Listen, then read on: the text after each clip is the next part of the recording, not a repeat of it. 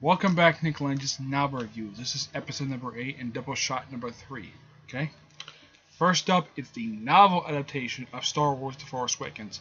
Now, before you read this book, be sure to see the film first, then read this book. I mean, they add some. I mean, it's you read it and you like watching the movie again. Definitely, this book definitely does feel like that. There's a lot more stuff Princess Leia in here, and this initial scene with of what happened to Poe Dameron, like how he got to that particular when he showed up later in the movie. I know it's kind of spoiling, but the movie's 3 months old. But not much. I don't want to say too much about this because it's kind of spoiling the movie. But this is still really good. Now, the stuff that happened here, that's the addition that was not in the film, but it is canon as far as I know. But this is good. 9 out of 10. Now, this book I could talk about a little bit more. Star Trek, Serpents in the Garden. This book takes place just prior, at least just a few months just prior to Star Trek the Motion Picture. I don't know if I read this book or not, but Jeff Martin writes the book, and came out about 2 years ago. It picks up about, I'd say, 6 to 7 years after the events of that episode. I think it's called like Let That Be Your Battlefield, I think it is, because like the character from the episode does return for this book. Now, simply, it's not Kirk and his crew going to this planet. It's just Kirk as an admiral with his aide going to this planet, just checking up on these inhabitants. I mean, the leader himself does know about Kirk. He knows that Kirk is from another world. He does know that, but he prefers not to share the same technology as them. Now, simply put, this follows up exactly what happened after this episode. Apparently,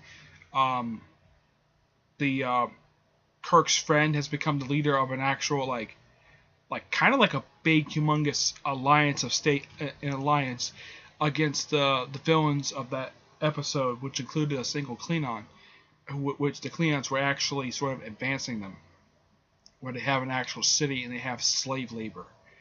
Yeah, but I don't want to talk too much about this book because, well, I do highly recommend it. Basically, people who've never seen the series. I mean, is it good? Yes, it's good. The crew does come without the Enterprise. The Enterprise is still going to its refits at this point. Yeah, the Enterprise is in dry dock going to its major refit, which is seen in the motion picture.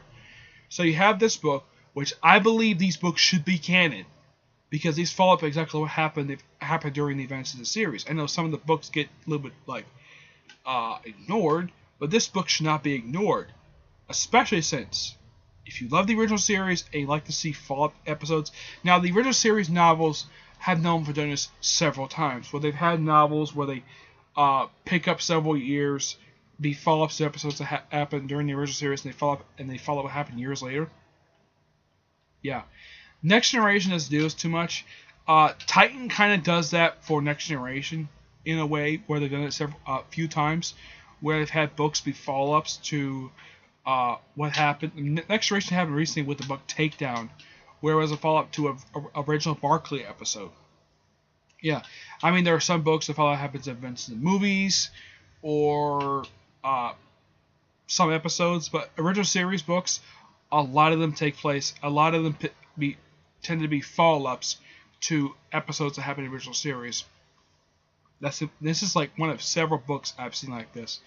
I've seen where they actually, heck, there's even one original series book where it kind of is a follow-up to a Enterprise episode. Yes, an Enterprise episode. So, this book is really good, and I give this book a 9.5 out of 10. Awesome book. I do recommend it, especially for long-time Star Trek fans. Okay? Alright, stay tuned for the next episode, which should be episode number 9 and Doubleshot number 4. Until then, see you there. Bye.